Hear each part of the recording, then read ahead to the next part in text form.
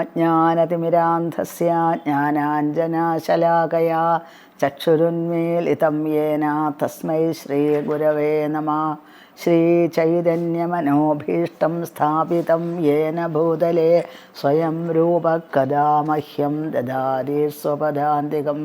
വന്ദേഹം ശ്രീഗുരോः ശ്രീയുതപദകമലം ശ്രീഗുരൂन् വൈഷ്ണവാംശ്ച ശ്രീരൂപം സാഗ്രജാതം സഹഗണരഘുനാഥാന്വിതം തം സജീവം സാദ്വൈതം സാവധൂതം പരിജനസഹിതം കൃഷ്ണചൈതന്യദേവം ശ്രീരാധാകൃഷ്ണപാദാൻ സഹഗണലളിതാ ശ്രീവിശാഖാന്വിതാംശ്ച. ഹേ കൃഷ്ണ കരുണാസിന്ധോ ദീനബന്ധോ ജഗൽപദേ ഗോപേശ ഗോപികാകാന്ത രാധാകാന്ത നമോസ്തുതേ.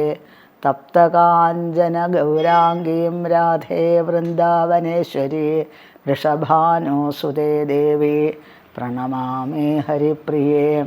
വാഞ്ചാകൽപതരുഭ്യശ്ച കൃപാസിന്ധുഭ്യ ഏവ ച പതിതാനാം പാവനേഭ്യോ വൈഷ്ണവേഭ്യോ നമോ നമഃ.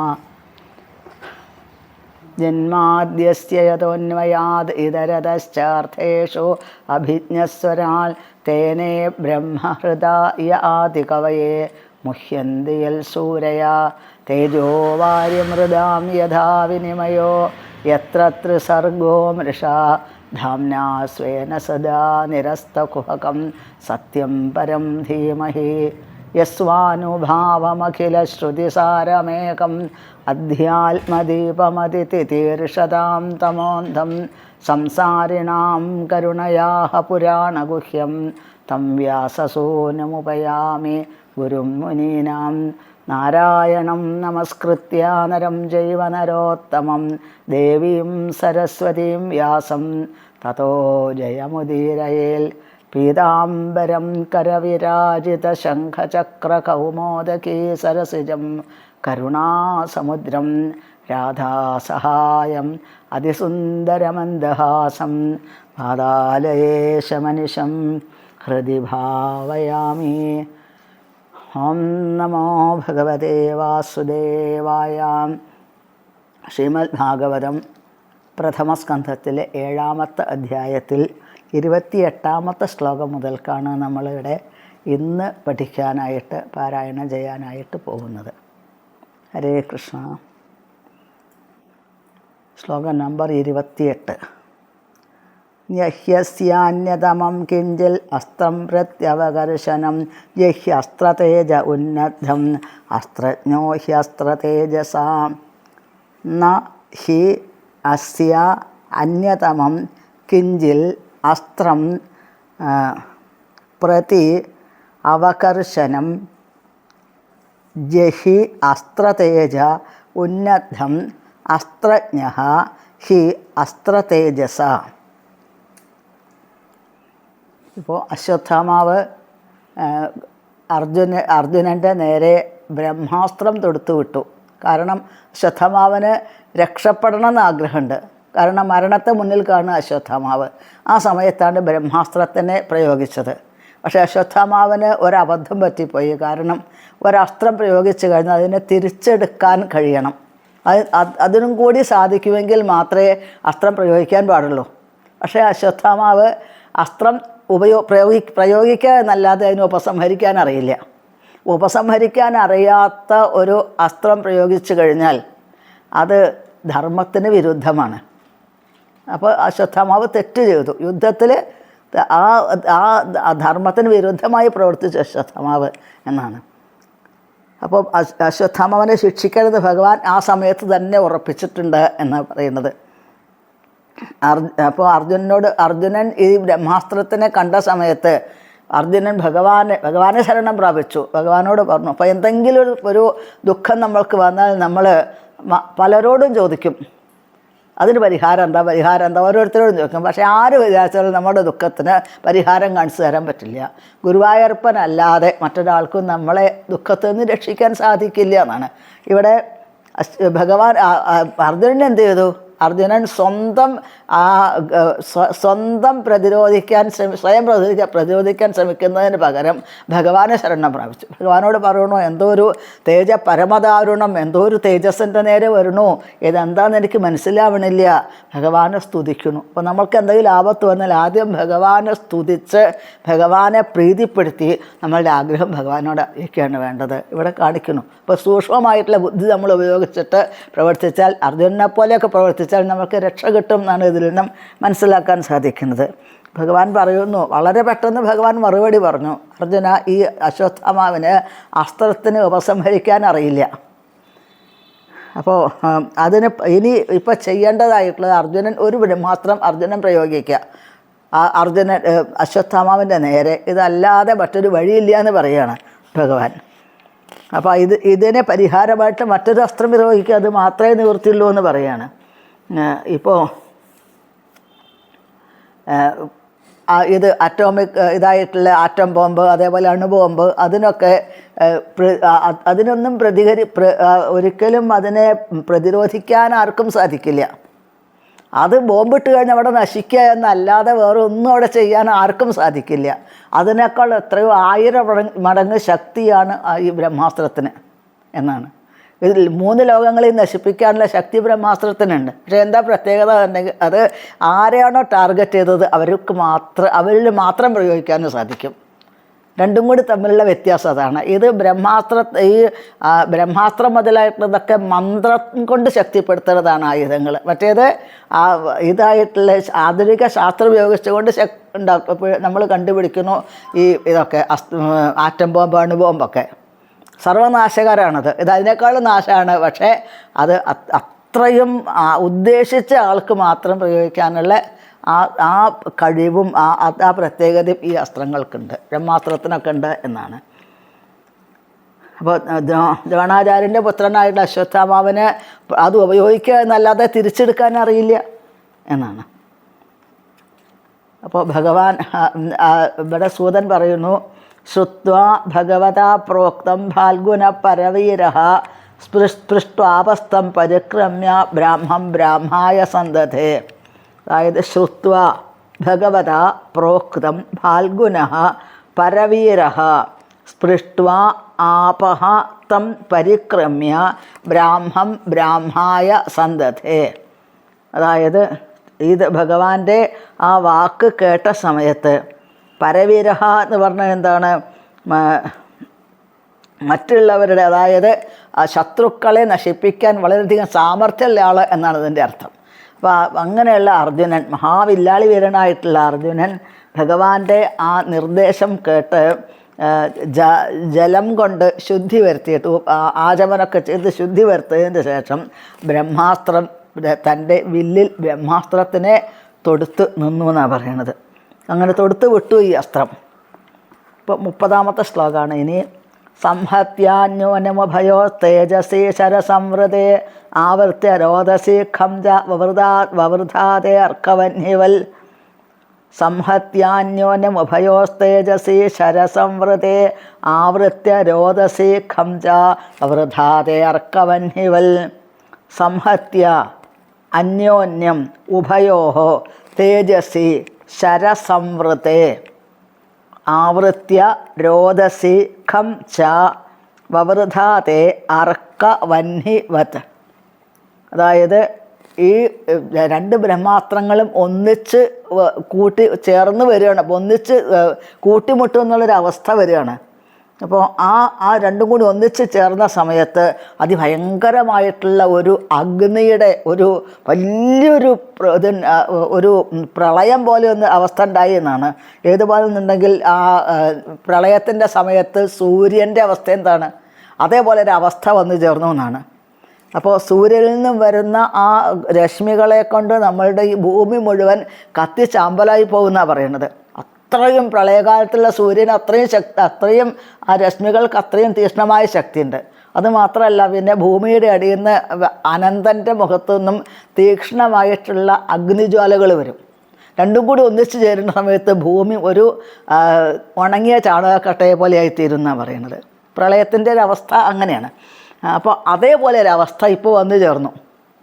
വവൃതാതെ അർക്കവന്യവൽ, ആകാശത്തിൽ നിന്നും സൂര്യൻ്റെ ആ ഭയങ്കരമായിട്ടുള്ള അഗ്നി പോലുള്ള ആ തേജസ്സും പിന്നെ സംഘർഷൻ്റെ മുഖത്തു നിന്ന് വരുന്ന അഗ്നിജ്വാലകളും രണ്ടും കൂടി ഒന്നിച്ചു ചേർന്നത് പോലെയുള്ളൊരു അവസ്ഥ ഈ സമയത്ത് വന്നു ചേർന്നു എന്നാണ് പറയുന്നത്. അപ്പോൾ ബ്രഹ്മാസ്ത്രത്തിൻ്റെ അതിഭയങ്കരമായിട്ടുള്ള ഒരവസ്ഥയാണ് ഈ ബ്രഹ്മാസ്ത്രത്തിൻ്റെ ഒന്നിച്ച് കൂട്ടിച്ചേർന്നാലുള്ള അവസ്ഥ. അത് പൂർണ്ണമായിട്ടും പ്രളയത്തിലേക്ക്, നമ്മളെ നാശത്തിലേക്ക്, ലോകത്തിനെ 3 ലോകങ്ങളെയും നാശത്തിലേക്ക് നയിക്കാൻ മാത്രമുള്ള കഴിവ് അതിനുണ്ടെന്നാണ് പറയുന്നത്. അപ്പോൾ ഇത് വന്ന സമയത്ത് ലോകം മുഴുവൻ നശിച്ചു പോകുമെന്ന് എല്ലാ ലോകത്തിലുള്ളവരും ഭയപ്പെട്ടു തുടങ്ങി എന്നാണ്. ദൃഷ്ട്വാസ്ത്രതേജസ്വതയോർ സ്ത്രീം ലോകാൻ പ്രദഹൻ മഹത് ദഹ്യമാന പ്രജാ സർവാഹ സാമർത്തകമമം സദാം. ദൃഷ്ട്വാസ്ത്രതേജസ്വതയോ സ്ത്രീം ലോകാൻ പ്രദഹൻ മഹത് ദഹ്യമാന പ്രജാ സർവാ സാമർത്തകമമം സദാ. ദൃഷ്ട്വാ അസ്ത്രതേജഃ തു തയോഃ ത്രീം ലോകാൻ പ്രദഹൻ മഹത് ദഹ്യമാനാഃ പ്രജാഃ സർവാഃ സാംവർത്തകം അമംസത. ദൃഷ്ട്വാ, അതായത് ഈ അസ്ത്രത്തിൻ്റെ തീവ്രമായ തേജസ് കണ്ടത് കൂടിയിട്ട് ഈ 3 ലോകങ്ങളും ഒന്നിച്ച് ദഹിക്കാൻ തുടങ്ങി എന്നാണ് പറയുന്നത്. ആ സമയത്ത് അവിടെയുള്ള ആ 3 ലോകങ്ങളിലെ പ്രജകളെല്ലാം പ്രളയകാലം വരുന്നു, ലോകത്തിൻ്റെ അവസാന കാലമായി എന്ന് ഭയപ്പെടാൻ തുടങ്ങി എല്ലാവരും എന്നാണ് ഇവിടെ സൂചിപ്പിക്കുന്നത്. ഈ 3 ലോകങ്ങൾ എന്ന് പറഞ്ഞാൽ ഏതൊക്കെയാണ്? അതായത് സ്വർഗം, ഭൂമി, പാതാളം. മുകളിലേക്കുള്ള ലോകങ്ങൾ, താഴേക്കുള്ള ലോകങ്ങൾ, മധ്യത്തിലുള്ളത് എല്ലാം കൂടി 14 ലോകങ്ങൾ. 3 എന്ന് പറഞ്ഞാൽ 14 എന്നാണ് ഉദ്ദേശിക്കുന്നത് ഇവിടെ. ഈ 14 ലോകങ്ങളും ഒന്നിച്ച് ദഹിക്കുന്ന ഒരവസ്ഥ വന്നു ചേർന്നു. അത്രയും ഇത് ഭയങ്കരമായ നാശം വിതയ്ക്കാൻ ഈ ബ്രഹ്മാസ്ത്രത്തിന് കഴിവുണ്ടെന്നാണ് സൂചിപ്പിക്കുന്നത്. അപ്പോൾ ഇത് മുഴുവൻ ഈ ലോകത്തിനെ മുഴുവൻ 3 ലോകങ്ങളെയും ആവരണം ചെയ്തു ഈ ബ്രഹ്മാസ്ത്രത്തിൻ്റെ തേജസ് എന്നാണ് പറയുന്നത്. അതോടുകൂടി ഓരോ ലോകത്തിലും ഓരോ വിധത്തിലുള്ള ആളുകളുണ്ട്. ജനലോകം, തപോലോകം, സത്യലോകം, അതേപോലെ ഇത് അതലം, വിതലം, സുതലം മുതലായിട്ടുള്ള ലോകങ്ങൾ. അതിലൊക്കെ വിവിധമായിട്ടുള്ള സാഹചര്യങ്ങൾ, വിവിധമായിട്ടുള്ള അവസ്ഥകളും, സ്വർഗത്തിനേക്കാൾ ആനന്ദം തരാൻ പറ്റുന്ന ലോകങ്ങളാണ് താഴേക്കുള്ള ലോകങ്ങളെന്നാണ് പറയുന്നത്. അവിടെയുള്ള എല്ലാവരും നാശം വന്നു, എല്ലാവരും നാശത്തിൽ ഭയപ്പെട്ടു തുടങ്ങി എന്ന് സൂചിപ്പിക്കുന്നു. ഇപ്പോൾ നമ്മൾ പറയുന്നുണ്ട് ഇവിടെ ഭൂമിയിൽ മാത്രമേ മനുഷ്യരുള്ളൂ എന്ന് പറയുന്നുണ്ട്. ജീവജാലങ്ങൾ ഭൂമിയിൽ മാത്രമേ ഉള്ളൂ, മറ്റേതിലൊന്നും മനുഷ്യരില്ല എന്ന് പറയുന്നുണ്ട്. പക്ഷേ എല്ലാ ലോകങ്ങളിലും ഉണ്ട്. പുരാണങ്ങളിൽ പറയുന്ന എല്ലാ ലോകങ്ങളിലും ഉണ്ട്. അതിനനുസരിച്ച് ജീവജാലങ്ങളുണ്ട് എന്നാണ്.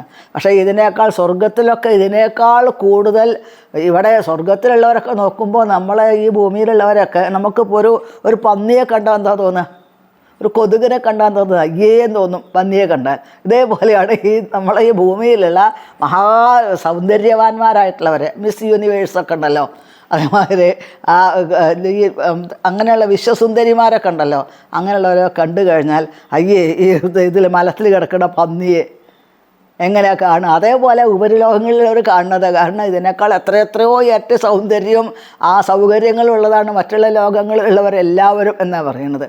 അപ്പോൾ അങ്ങനെയുള്ള ലോകങ്ങളൊക്കെയാണ് ഇപ്പോൾ നശിക്കും എന്നുള്ളത്. അപ്പോൾ എല്ലാ ലോകങ്ങളിലും ജീവജാലങ്ങളുണ്ട് എന്നാണ് ഇവിടെ സൂചിപ്പിക്കുന്നത്. എല്ലാ ലോകവും നശിക്കുക എന്ന് പറയും, എല്ലാവരും പേടിച്ചു എന്ന് പറയുമ്പോൾ അവിടെയൊക്കെ ആ ലോകങ്ങളിലൊക്കെ ജീവജാലങ്ങളുണ്ട് എന്നാണ് ഇവിടെ സൂചിപ്പിക്കുന്നത്. 32-ാമത്തെ ശ്ലോകം. പ്രജോപപ്ലവമാലക്ഷ്യ ലോകവ്യതികരം ച തം മതം ച വാസുദേവസ്യ സഞ്ജഹാരാർജുനോദ്വയം. പ്രജോപപ്ലവമാലക്ഷ്യ ലോകവ്യതികരം ച തം മതം ച വാസുദേവസ്യ സഞ്ജഹാരാർജുനോദ്വയം. പ്രജ, അതായത് ഈ ഉപപ്ലവം, ആലക്ഷ്യ ലോകവ്യതികരം ച തം മതം ച വാസുദേവസ്യ സഞ്ജഹാര അർജുന ദ്വയം. അപ്പോൾ ലോകം മുഴുവൻ നശിക്കുമെന്നുള്ള അവസ്ഥ വന്ന സമയത്ത് അർജുനൻ 2 അസ്ത്രങ്ങൾ ഭഗവാന്റെ ഇച്ഛയ്ക്കനുസരിച്ച്, അതായത് ഭഗവാന്റെ ഉദ്ദേശം എന്തായിരുന്നു? അർജുനൻ 2ഉം കൂടി ഒന്നിച്ച് ഉപസംഹരിക്കണം എന്നായിരുന്നു ഭഗവാന്റെ ഉദ്ദേശം. അത് അർജുനന് മനസ്സിലാക്കി. ഭഗവാന്റെ ഉദ്ദേശം അതാണ് എന്നുള്ളത്. അർജുനന് അസ്ത്രം പ്രയോഗിക്കാൻ അറിയാം, അതേപോലെ തന്നെ അതിനെ തിരിച്ചെടുക്കാനും അറിയാം. അത് ദ്രോണാചാര്യൻ പഠിപ്പിച്ചു കൊടുത്തിട്ടുണ്ട്. അപ്പോൾ സ്വന്തം പുത്രനേക്കാളും വാത്സല്യമായിരുന്നു ദ്രോണാചാര്യൻ്റെ പുത്രനല്ലേ അശ്വത്ഥമാവ്. അപ്പോൾ ദ്രോണാചാര്യൻ്റെ പുത്രനേക്കാളും ദ്രോണാചാര്യന് വാത്സല്യം അർജുനനോടായിരുന്നു. അർജുനന് ഈ അസ്ത്രം തിരിച്ചെടുക്കാനുള്ള വിദ്യയും പഠിപ്പിച്ചു കൊടുത്തിട്ടുണ്ട് എന്നാണ്. അപ്പോൾ അർജുനൻ 2 അസ്ത്രങ്ങളും ഒന്നിച്ച് തിരിച്ചെടുത്തു എന്നാണ് പറയുന്നത്.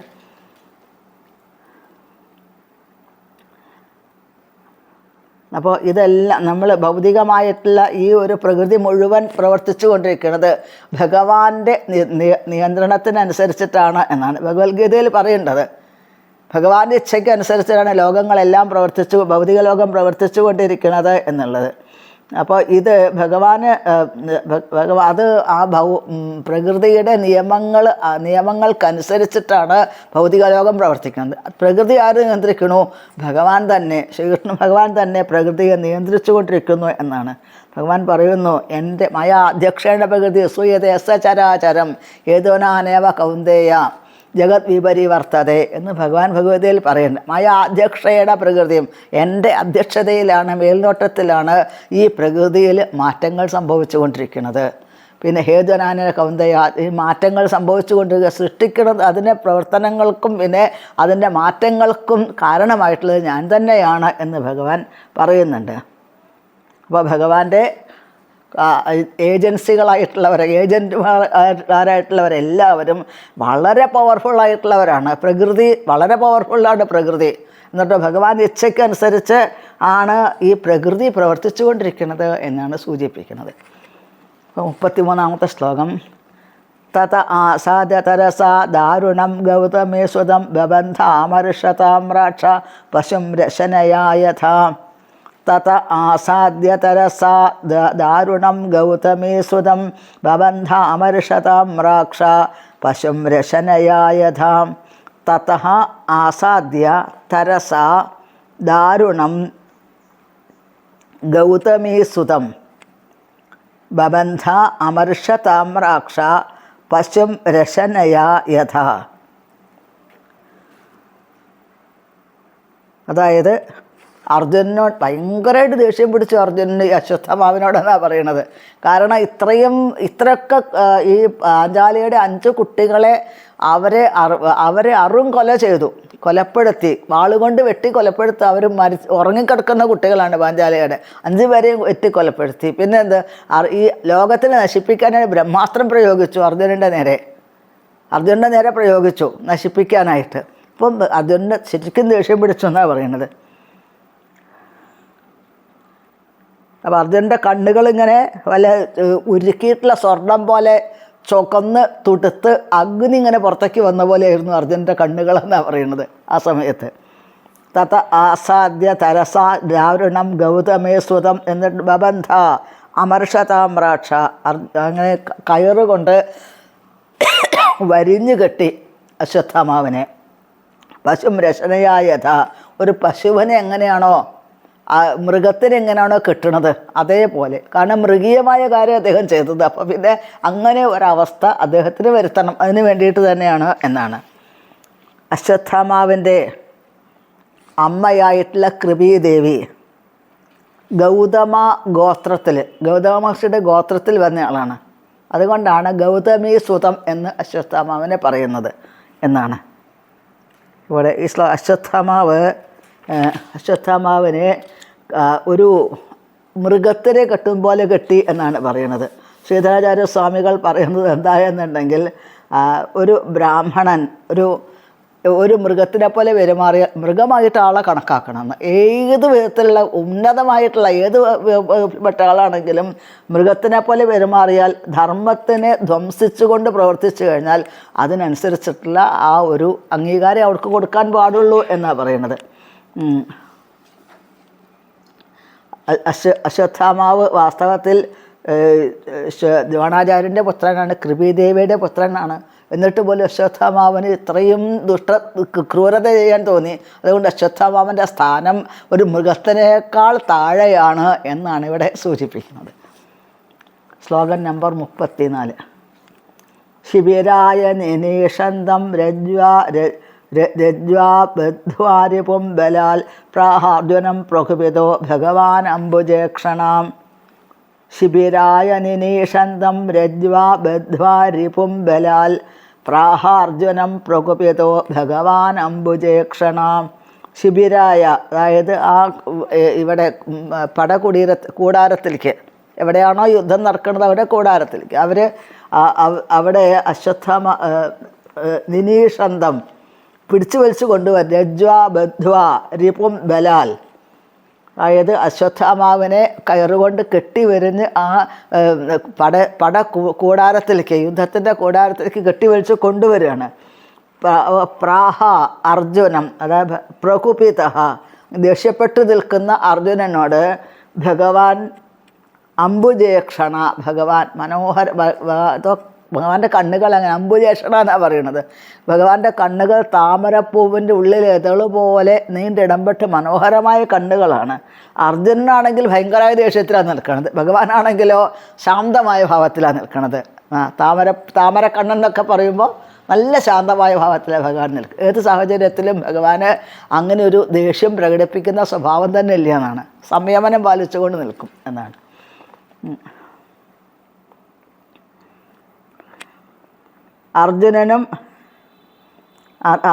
അർജുനനും ഭഗവാനും ഒരേപോലെ ദേഷ്യത്തിൻ്റെ ഭാവത്താണ് നിൽക്കണതെങ്കിലും അർജുനൻ്റെ കണ്ണുകൾ എങ്ങനെ ഇരുന്നു, വല്ല ഉരുക്കിയിട്ടുള്ള സ്വർണം പോലെ ചൊക്കപ്പ് നിറമായിരുന്നു, ഭയങ്കര ദേഷ്യം കൊണ്ട്. ഭഗവാൻ്റെതാണെങ്കിലോ താമരയെ കാണുമ്പോൾ നമുക്ക് ദേഷ്യം തോന്നും, പേടി തോന്നും, ഇല്ലല്ലോ. താമരപ്പൂവിനെ കാണുമ്പോൾ ദേഷ്യം തോന്നില്ല. അതേപോലെ ഭഗവാന്റെ കണ്ണ് കണ്ടാൽ നമുക്ക് പേടിയാവില്ല, അർജുനൻ്റെ കണ്ണ് കണ്ടാൽ നമുക്ക് പേടിച്ച് വിറയ്ക്കും. അങ്ങനെ രണ്ട് കണ്ണുകൾക്കുള്ള വ്യത്യാസത്തിനെയാണ് ഇവിടെ പറയുന്നത് എന്നാണ്. അപ്പോൾ ഭഗവാൻ എന്താണ്, ഏത് സമയത്തും ഭഗവാൻ ദിവ്യമായിട്ടുള്ള ഒരവസ്ഥയിലാണ് ഭഗവാന്റെ എല്ലാ പ്രവർത്തനങ്ങളും, ഭഗവാന്റെ ഭാവം അങ്ങനെ തന്നെയാണ് എന്ന് സൂചിപ്പിക്കുന്നു. അപ്പോൾ ഭഗവാൻ എപ്പോഴും ഭഗവാൻ തൻ്റെ ഭക്തനോട് എന്തൊന്നില്ലാത്ത കരുണ ഉണ്ടാവും, കരുണ കാണിക്കും ഭഗവാൻ എന്നാണ്. അർജുനന് പോയി രണ്ടസ്ത്രങ്ങളും പിൻവലിക്കാൻ ആരാ ശക്തി പകർന്നു കൊടുത്തത്? പാർത്ഥസാരഥിയായിട്ടുള്ള ഭഗവാനോടുള്ളതുകൊണ്ടാണ് അർജുനത് സാധിച്ചത്. ഭഗവാന്റെ ഇച്ഛയ്ക്ക് അനുസരിച്ചാണ് അർജുനത് പ്രവർത്തിച്ചത് എന്നാണ്. ഇനി 35-ാമത്തെ ശ്ലോകം. മൈവം പാർത്ഥാർഹസിത്രാതും ബ്രഹ്മബന്ധമിമം ജഹി യോസാവനാഗസുപ്താനവധീൻ നിശിബാലകാൻ. മയിനം പാർത്ഥാർഹസിത്രാതും ബ്രഹ്മബന്ധമിമം ജഹി യോസാവനാഗസുപ്താൻ അവധീൻ നിശിബാലകാൻ. മാ ഏനം പാർത്ഥ അർഹസി ത്രാതും ബ്രഹ്മബന്ധും ഇമം ജഹി യഹ അസൗ അനാഗസഃ സുപ്താൻ അവധിയിൽ നിശിബാലകാൻ. അതായത് അർജുനനോട് ഭഗവാൻ പറയുകയാണ്, അർജുന, ഇദ്ദേഹത്തിനെ ഒരിക്കലും ജീവിക്കാൻ അനുവദിക്കരുത്, ഒരിക്കലും ദയ കാണിക്കരുത് ഇദ്ദേഹത്തിനോട് എന്നാണ്. കാരണം ഒരു തെറ്റും ചെയ്യാത്ത ബ്രഹ്മബന്ധു എന്നാണ് ഇദ്ദേഹത്തിൻ്റെ പറയണത്. കാരണം ഇദ്ദേഹം ബ്രാഹ്മണനായി ജനിച്ചു നിൽക്കുന്ന ബ്രാഹ്മണൻ്റെ യാതൊരു ഗുണങ്ങളും അദ്ദേഹത്തിനില്ല. അതുകൊണ്ട് അദ്ദേഹത്തിൻ്റെ ബ്രഹ്മബന്ധു ബ്രാഹ്മണൻ്റെ എല്ലാ ഗുണങ്ങളെയും അവഗണിച്ചുകൊണ്ടാണ് അദ്ദേഹത്തിൻ്റെ പ്രവർത്തനം മുഴുവൻ. അതുകൊണ്ട് അദ്ദേഹത്തിന് ബ്രഹ്മബന്ധു എന്ന് പറയും. അതുകൊണ്ട് ഇദ്ദേഹത്തിന് ഇപ്പം തന്നെ കൊല്ലം അർജുനനോട് ഭഗവാൻ അർജുനൻ പാഞ്ചാലിയോട് പറഞ്ഞത് എന്താണ്? ഞാൻ അശ്വത്ഥാമൻ്റെ തല കൊണ്ടുവരുമെന്നാണ് പറഞ്ഞത്. അപ്പോൾ ആ തല മാത്രം പോരെ, എന്തിനാ അദ്ദേഹത്തിന് മുഴുവൻ കൊണ്ടുപോകണത്? തല എടുത്തിട്ട് കൊണ്ടുപോയിക്കോളൂ അർജുന എന്നാണ് ഭഗവാൻ പറയുന്നത്. യഹ അസൗ അനാഗസഹ, ഒരു തെറ്റും ചെയ്യാത്ത ഉറങ്ങിക്കിടക്കുന്ന അവധി നിശി ബാലകാൻ. രാത്രി സമയത്ത് രാത്രി യുദ്ധം ചെയ്യാൻ പാടില്ല, ഉറങ്ങിക്കിടക്കണവരെ കൊല്ലാൻ പാടില്ല, ആയുധം ഇല്ലാത്തവരെ കൊല്ലാൻ പാടില്ല, കുട്ടികളെ കൊല്ലാൻ പാടില്ല. അപ്പോൾ ഇത് മുഴുവൻ, ഈ തെറ്റ് മുഴുവൻ അശ്വത്ഥാമാവ് ചെയ്തു. അശ്വത്ഥാമാവിനെ കൊല്ലണം എന്നാണ് ഭഗവാൻ പറയുന്നത്. കൊന്നോളൂ, ഇപ്പം തന്നെ കൊന്നോളൂ എന്ന്. അവധി നിശിബാലകാൻ. അപ്പോൾ ഈ ഇപ്പം തന്നെ കൊല്ലു അർജുന. കാരണം ഒരു തെറ്റും ചെയ്യാത്തവരാ, ഒരു പാപം ചെയ്യാത്തവരാ കൊന്നിട്ടുള്ളത്. അതുകൊണ്ട് അശ്വത്ഥാമാവിനെ ഇപ്പം തന്നെ കൊല്ലണം എന്ന് പറയുന്നു. അപ്പോൾ ശാസ്ത്രത്തിൽ പറയുന്നത് എന്താണ്? ഒരു ഹൈക്കോടതി ജഡ്ജിയുടെ ഒരു പുത്രൻ മകനെ ഹൈക്കോടതി ജഡ്ജിയായി കണക്കാക്കാൻ പറ്റുമോ? അതേ ബഹുമാനം കൊടുക്കാൻ സാധിക്കും. ഇതേപോലെ ദ്രോണാചാര്യൻ വളരെ ഉത്തമനായിട്ടുള്ള ബ്രാഹ്മണനായിരുന്നു. അദ്ദേഹത്തിൻ്റെ മകന് അതേ സ്ഥാനം അതേ പ്രവൃത്തി മറ്റൊന്നാണ്. അതുകൊണ്ട് അദ്ദേഹത്തിന് ഈ ദ്രോണാചാര്യൻ്റെ മകന് ദ്രോണാചാര്യനെ പോലെയുള്ളൊരു അവസ്ഥ ബഹുമാനം കൊടുക്കാൻ പാടില്ല. അതാണ് പറയുന്നത്. അങ്ങനെ അവകാശപ്പെടാൻ സാധിക്കില്ല എന്നാണ്. അപ്പോൾ ഒരു ജനനം കൊണ്ട് മാത്രം അങ്ങനെ ഒരു അവസ്ഥയിലേക്ക് എത്തില്ല. അവരുടെ കർമ്മത്തിൽ കൂടെയും അങ്ങനെ ഒരു ഉന്നതമായ അവസ്ഥയിലേക്ക് എത്തുക തന്നെ വേണം എന്നാണ് ഇതുകൊണ്ട് സൂചിപ്പിക്കുന്നത്. ഇവിടെ പറയുന്നു 36-ാമത്തെ ശ്ലോകത്തിൽ, മത്തം പ്രമത്തം ഉന്മത്തം സുപ്തം ബാലം സ്ത്രീയം ജഡം പ്രപന്നം വിരഥം ഭേദം നരിപ്പും ഹന്തി ധർമ്മവിത്. ഒരു ധർമ്മബുദ്ധിയുള്ള ഒരാൾ മത്തം പ്രമത്തം ഉന്മത്തം സുപ്തം ബാലം സ്ത്രീയം ജഡം പ്രപന്നം വിരഥം ഭീതം നരിപ്പും ഹന്തി ധർമ്മവിത്ത്. അപ്പോൾ ഒരു ധാർമ്മികനായിട്ടുള്ള ഒരു വ്യക്തിക്ക് ചെയ്യാൻ പാടില്ലാത്ത കാര്യമാണ് എന്ത്? മത്തം, അതായത് ഒരു ബുദ്ധിയില്ലാത്ത ഒരാളെ, ബുദ്ധിയില്ലാത്തതെന്ന് പറഞ്ഞാൽ എന്തെങ്കിലും ലഹരി സാധനമൊക്കെ കഴിച്ചിട്ട് അങ്ങനെ ഒരു ബുദ്ധി വേണ്ട വിധത്തിൽ പ്രവർത്തിക്കാത്ത ഒരാളെ. പ്രമത്തം എന്ന് പറഞ്ഞാൽ മദ്യപാനം ചെയ്തിട്ടുള്ള ആളെ, ഒന്നിനോടും ശ്രദ്ധയില്ലാത്ത, മത്തം എന്ന് പറഞ്ഞാൽ ഒരു ശ്രദ്ധയില്ലാത്ത ഒരാൾ ഒന്നിനോടും. പിന്നെ ഉന്മത്തം എന്ന് പറഞ്ഞാൽ അതും ഏകദേശീയാർത്ഥം തന്നെയാണ്. സുപ്തം ഉറങ്ങിക്കിടക്കുന്ന, ബാലം ചെറിയ കുട്ടികളെ, സ്ത്രീകളെ, ജഡം എന്ന് പറഞ്ഞാൽ ഭ്രാന്തനായിട്ടുള്ള ഒരാളെ, ജഡനായിട്ടുള്ള ഒരാളെ. പ്രപന്നം പിന്നെ കാലിൽ വീണുകൊണ്ട് മാപ്പ് ചോദിക്കും ചിലർ, എന്നെ അനുഗ്രഹിക്കണമെന്ന് പറഞ്ഞിട്ട്. അങ്ങനെ പാദത്തിൽ വീണ് അഭയം പ്രാപിക്കുന്നവരോട്. വിരഥം ആയുധമില്ലാത്തവരോട്. ഭീതം ഭയന്ന് നിൽക്കുന്നവരോട്. അങ്ങനെ ഒരു ശത്രുവാണെങ്കിൽ പോലും ഇങ്ങനെയുള്ളവരോട് ഒന്നും അവരെ ശത്രുത വിചാരിച്ച് കൊല്ലാൻ പാടില്ല. ഇത് ധർമ്മബോധമുള്ളവർ ഇങ്ങനെ പ്രവർത്തിക്കില്ല എന്നാണ് ഭഗവാൻ പറയുന്നത്. അപ്പോൾ നേർക്ക് നേർ നിന്ന് യുദ്ധം ചെയ്ത് വധിക്കുകയാണെങ്കിൽ നല്ലതാണ്, അല്ലാതെ ഒരിക്കലും ചെയ്യരുതെന്നാണ് പറയുന്നത്. അപ്പോൾ ഇത് ഭഗവാൻ വീണ്ടും പറയുന്നു അർജുനനോട്, സ്വപ്രാണാന്യ പരപ്രാണേ പ്രപുഷ്ണാത്യഘൃണ ഖലാതദ്വതസ്തസ്യ ഹി ശ്രേയോ യദ്ദോഷാത് യാത്യഥ പുമാൻ. സ്വപ്രാണാൻ യഹ പരപ്രാണൈഃ പ്രപുഷ്ണാതി അഘൃണഃ ഖല തദ് വധഃ തസ്യ ഹി ശ്രേയഃ യദ്ദോഷാൽ യാതി അഥഃ പുമാൻ. അതായത് ക്രൂരനായിട്ടുള്ള ഒരാൾ അവനവൻ്റെ നിലനിൽപ്പിന് വേണ്ടിയിട്ട് അനാവശ്യമായി മറ്റുള്ളവരെ ദ്രോഹിക്കും. എന്നിട്ട് അവനവൻ്റെ നിലനിൽപ്പിന് വേണ്ടി മറ്റുള്ളവരെ ദ്രോഹിച്ചിട്ട് അവനവൻ സുഖമായിട്ട് കഴിയുക എന്നാണ്. അങ്ങനെയുള്ള ആളുകളെ കൊല്ലുകയാണ് ഏറ്റവും നല്ലത്. ഭഗവാൻ പറയുകയാണ് തദ്വധ. അവർക്ക് ശ്രേയസ് എന്താ? അവർ മരിക്കുക എന്നുള്ളത് അവരുടെ ശ്രേയസ്. കാരണം അവർ ജീവിച്ചിരുന്നാൽ ഇതേപോലെ അക്രമങ്ങൾ ഇനിയും കാണിക്കും. ഒരു കൊലപാതകി എന്തിനാണ് ഒരാളെ കൊന്നു എന്ന് വിചാരിക്കുക, അങ്ങനെ കൊലപ്പുള്ളി എന്തിനാണ് തൂക്കിലേറ്റണത്? കാരണം ഇയാൾ ഇതേപോലെ ജീവിച്ചിരുന്ന അക്രമങ്ങൾ വീണ്ടും ചെയ്യും. അയാൾ എത്രയോ ജന്മങ്ങൾ ഇതേപോലെ മഹാപാപിയായിട്ട് പാപങ്ങൾ ചെയ്ത് എത്രയോ ജന്മങ്ങൾ ജനിച്ച് ദുരിതം അനുഭവിക്കേണ്ടതായിട്ട് വരും. അത് ഒരൊറ്റ നിമിഷം കൊണ്ട് അത് അവസാനിപ്പിച്ചിട്ട് അവരുടെ പാപം ചെയ്യുന്നത് കുറയ്ക്കാൻ വേണ്ടിയിട്ടാണ് അത്രേ ജഡ്ജി ഒരാളെ കൊല്ലാൻ വിധിക്കുന്നത്. അല്ലെ, അങ്ങനെ കൊന്നു കഴിഞ്ഞാൽ, അങ്ങനെ ആൾക്കൊരു ശിക്ഷ കിട്ടിക്കഴിഞ്ഞാൽ പിന്നെ ആൾ ഈ പാപം അയാൾ ചെയ്യില്ല. അതാണ്.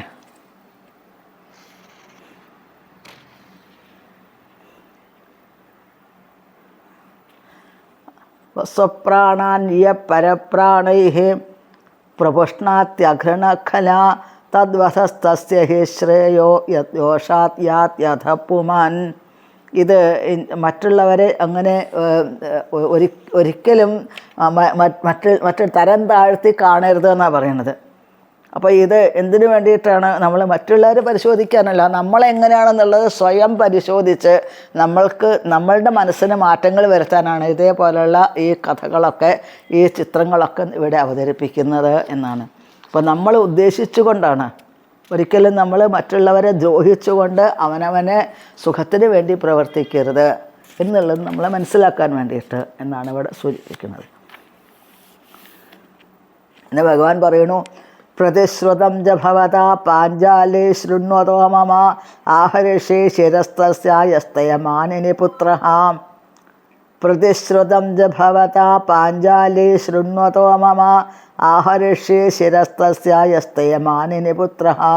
പ്രതിശ്രുതം, അർജുനൻ സത്യം ചെയ്തിട്ടുണ്ട് അല്ലേ, ഞാൻ ആ കുട്ടികളെ കൊന്നിട്ടുള്ള ആളെ കൊല്ലും, ആളെ തല കൊണ്ടുവരും, ആ തല എന്നിട്ട് ആ കർമ്മങ്ങൾ ചെയ്ത് ശേഷക്രിയ ചെയ്തിട്ട് ആ തലയുടെ മുകളിൽ കയറി നിന്നുകൊണ്ട് ജലത്തിൽ ഇറങ്ങി തർപ്പണം ചെയ്യുമെന്നൊക്കെ അർജുനൻ പ്രതിജ്ഞ ചെയ്തിട്ടുണ്ട്. അപ്പോൾ ആ പ്രതിജ്ഞ പരിപാലിക്കേണ്ടേ അർജുന, നിനക്ക് ഇപ്പോൾ തല കൊണ്ടുപോയാൽ പോരെ എന്നാണ് ചോദിക്കുന്നത്. പ്രതിശ്രുതം ച ഭവതാ പാഞ്ചാലി ശൃണ്വതോ മമ, പാഞ്ചാലിയോട് പ്രതിജ്ഞ ചെയ്തിട്ടുണ്ട് അങ്ങ്. പിന്നെ ആഹരിഷേ ശിരസ്തസ്യ, എൻ്റെ കുട്ടികളെ കൊന്നിട്ടുള്ള ആളെ ഞാൻ കൊണ്ടുവരും, തല കൊണ്ടുവരും എന്നുള്ളത് പ്രതിജ്ഞ പാലിക്കണ്ടേ അർജുന എന്ന് ചോദിക്കുകയാണ് ഭഗവാൻ. പ്രതിശ്രുതം ച ഭവത പാഞ്ചാലി ശൃണ്വതഃ മമ ആഹരിഷ്യേ ശിരഃ തസ്യ യഃ തേ മാനിനി പുത്രഃ. 39ാമത്തെ ശ്ലോകം. തദസൗ ബധ്യതാം പാപ ആതതായാത്മബന്ധു ഭർത്തുശ്ച വിപ്രിയം വീര കൃതവാൻ കുലപാംസന. തദ് അസൗ ബധ്യതാം പാപ ആതതായി ആത്മബന്ധു ഭർത്തു ച വിപ്രിയം വീര കൃതവാൻ കുലപാംസന. അതായത് ആതതായി എന്ന് പറഞ്ഞാൽ എന്താണ്? 6 വിധത്തിലുള്ള ആതതായി എന്ന് പറഞ്ഞാൽ കൊലപാതകികൾ, മഹാപാതകം ചെയ്യുന്നവർ, അവൻ ആതതായി എന്ന് പറയുന്നത്. അങ്ങനെയുള്ള 6 വിധത്തിലുള്ളവരുണ്ടെന്നാണ് പറയണത്. അതായത് ഒരാളെ ആയുധമില്ലാതെ ഒരാളെ കൊല്ലുന്ന ഒരാൾ, അതേപോലെ തന്നെ മറ്റുള്ള വീടുകളിൽ കൊള്ളയടിക്കുന്നത്, പിന്നെ വീടിന് തീ വയ്ക്കുന്നവർ, വിഷം കൊടുത്ത് കൊല്ലുന്നവർ, മറ്റൊരാൾക്ക് വിഷം കൊടുത്തിട്ട് അവരെ കൊല്ലുന്നവർ, ഈ ഭാര്യയെ അപഹരിക്കുന്നവർ, മറ്റുള്ളവരുടെ സ്വത്തിനെ അപഹരിക്കുന്നവർ, കുട്ടികളെ അപഹരിക്കുന്നവർ, ഇവരൊക്കെ ആതതായികൾ എന്നാണ് പറയുക. അവരൊക്കെ രണ്ടാമത് ആലോചിക്കേണ്ട, അവരെ കൊല്ലാം എന്നാണ് പറയുന്നത്. അതെ. ഭർത്തുഹു ച വിപ്രിയം വീര കൃതവാൻ കുലപാംസന. ഈ കുലത്തിന് മുഴുവൻ അപമാനമാണ് ഈ അശ്വത്ഥാമാവ്. അതുകൊണ്ട് അശ്വത്ഥാമാവിനെ കൊല്ലുകയാണ് നല്ലത്, ഇപ്പം തന്നെ കൊല്ലണം എന്ന് ഭഗവാൻ പറയാണ്. 40ാമത്തെ ശ്ലോകം. ഏവം പരീക്ഷിതാധർമ്മം. ഭഗവാൻ ഇവിടെ അർജുനനെ പരീക്ഷിക്കരുത്. അർജുനൻ എന്തു ചെയ്യും? ഇതൊക്കെ കേട്ടു അർജുനൻ. നമ്മളാണെങ്കിൽ എന്താ ചെയ്യുക? അപ്പോൾ തന്നെ അശ്വത്ഥാമാവിൻ്റെ തല വെട്ടും അല്ലേ? പക്ഷെ അർജുനൻ അതല്ല ചെയ്തത് എന്ന്. സൂത ഉവാച ഏവം പരീക്ഷതാധർമ്മം പാർത്ഥ കൃഷ്ണേന ചോദിത നൈശ്ചന്ധം ഗുരുസുതം യദ്യപ്യാത്മഹനം മഹാൻ. ഏവം ഇപ്രകാരം പരീക്ഷത ധർമ്മം പാർത്ഥ കൃഷ്ണേന ചോദിത നൈച്ഛത് ന ഇച്ഛൽ ഐച്ഛത് ഹന്തും ഗുരുസുതം യതി അപി ആത്മഹനം മഹാൻ. അപ്പോൾ ഇങ്ങനെ അർജുനൻ്റെ ഒരു ധർമ്മബുദ്ധിയെ ഭഗവാൻ പരീക്ഷിച്ചു. അർജുനനൊപ്പം എന്ത് പ്രവർത്തിക്കും അത് കാണാൻ വേണ്ടിയിട്ട് എന്നാണ്. ധർമ്മത്തിനെ പരീക്ഷിക്കാൻ അവിടെ പാർത്ഥ കൃഷ്ണേന ചോദിത, ഭഗവാൻ ഉപദേശിച്ചിട്ട് പോലും ആണ് ന ഐച്ഛത് അന്തും ഗുരുസുതം, ഒരിക്കലും ഈ അശ്വത്ഥമാവിനെ കൊല്ലാൻ ആഗ്രഹിച്ചില്ല. ഗുരുസുതം, കാരണം ഗുരുവിൻ്റെ പുത്രനാണ്, അതുകൊണ്ട് കൊല്ലാൻ ആഗ്രഹിച്ചില്ല. യതി അപി ആത്മഹനം മഹാൻ, തൻ്റെ സ്വന്തം കുട്ടികളെ കൊലപ്പെടുത്തിയിട്ടുള്ള കൊലപാതകിയാണ്, എന്നിട്ട് പോലും ഗുരുനാഥൻ്റെ പുത്രനാണ് എന്ന് അർജുനൻ ആലോചിക്കുകയാണ്. അർജുനൻ അശ്വത്ഥാമാവിനെ കൊല്ലാൻ ആഗ്രഹിച്ചില്ല എന്നാണ്. അപ്പോൾ വാസ്തവത്തിൽ ഇത് ആരാണ് തീരുമാനിക്കേണ്ടത്? കൊല്ലണോ വേണ്ടത് ആരാ തീരുമാനിക്കുക? അർജുനൻ പറഞ്ഞു, ഞാനല്ല തീരുമാനിക്കാൻ, എൻ്റെ ഏട്ടൻ്റെ ഇവിടേക്കുണ്ട്. അതായത് ധർമ്മപുത്ര മഹാരാജാവ് ഇരിക്കുന്നത്, ചക്രവർത്തിയാണ് നിശ്ചയിക്കാൻ ആരാ കൊല്ലണോ വേണ്ടോ എന്നുള്ളത് എന്നാണ് അർജുനൻ പറയണത്. അപ്പോൾ അർജുനൻ്റെ ഒരു സൂക്ഷ്മബുദ്ധി ഉപയോഗിച്ചു. അർജുനൻ സൂക്ഷ്മമായിട്ടുള്ള തൻ്റെ ബുദ്ധി ഉപയോഗിച്ചുകൊണ്ട് താൻ ഭഗവാൻ തന്നെ പരീക്ഷിച്ചതാണെന്ന് മനസ്സിലായി. തൻ്റെ ധർമ്മബുദ്ധിയെ പരീക്ഷിച്ചതാണ്. അതുകൊണ്ട് അത് തീരുമാനിക്കേണ്ടത് എൻ്റെ ജ്യേഷ്ഠനാണ് എന്നുള്ള ഉറപ്പ് അർജുനനുണ്ട്. അതുകൊണ്ട് അർജുനൻ അശ്വത്ഥാമനെ കൊല്ലാൻ എത്ര ക്രൂരകർമ്മം ചെയ്ത ആളെ പോലും അർജുനൻ കൊല്ലണമെന്ന് ആഗ്രഹിച്ചില്ല എന്നാണ് പറയണത്. അർജുനൻ്റെ ഒരു സ്വഭാവം എന്നുള്ളത് ഒരിക്കലും അപൂർണമായിട്ടുള്ള സ്വഭാവമല്ല അർജുനന്. അപൂർണതയല്ല അർജുനൻ്റെ സ്വഭാവത്തിൽ എന്നാണ്. അർജുനൻ്റെ ആ ധർമ്മബുദ്ധിയാണ് ഇവിടെ കാണിക്കുന്നത് എന്നാണ് സൂചിപ്പിക്കുന്നത്. ഇതേപോലെ തന്നെ പരീക്ഷണങ്ങളിൽ ചിലപ്പോൾ ഗോപികമാരെ ഇങ്ങനെ ഒരുപാട് പരീക്ഷണങ്ങളിൽ അല്ലെ ഭഗവാൻ രാസലീലയിടയ്ക്ക് ഭഗവാൻ പെട്ടെന്ന് അന്തർധാനം ചെയ്തു പോയി. പരീക്ഷിച്ചിട്ടുണ്ട് ഭഗവാൻ എങ്ങനെയാണ് അവർ പ്രവർത്തിക്കാൻ അറിയണമെന്ന് വിചാരിച്ചിട്ട്. അതേപോലെ തന്നെ പ്രഹ്ലാദനെ ഹിരണ്യകശിപു എന്തെല്ലാം ദുരിതങ്ങൾ അനുഭവിപ്പിച്ചു. എന്നാൽ പ്രഹ്ലാദൻ തിരിച്ചു വല്ലതും പ്രവർത്തിച്ചോ? ഹിരണ്യകശിപുവിനോട് ഇല്ല. അവസാനം ഹിരണ്യകശിപു പ്രഹ്ലാദൻ എന്താ പറഞ്ഞത് നരസിംഹമൂർത്തിയോട്? എൻ്റെ അച്ഛൻ ഭഗവാനെ ഒരുപാട് നിഷേധിച്ചു. ആ നിഷേധിച്ചതിന് ഒരിക്കലും എൻ്റെ അച്ഛൻ നരകയാതന ഉണ്ടാവരുത്, എൻ്റെ അച്ഛനോട് കരുണ കാണിക്കണേ അവിടുന്ന് എന്നാണ് പ്രഹ്ലാദൻ പ്രാർത്ഥിച്ചത് ഭഗവാനോട്. അപ്പോൾ ഇങ്ങനെ പരീക്ഷണങ്ങൾ ഭഗവാൻ പലതും കൊടുക്കും ഭക്തന്മാർക്ക് എന്നാണ് സൂചിപ്പിക്കുന്നത്.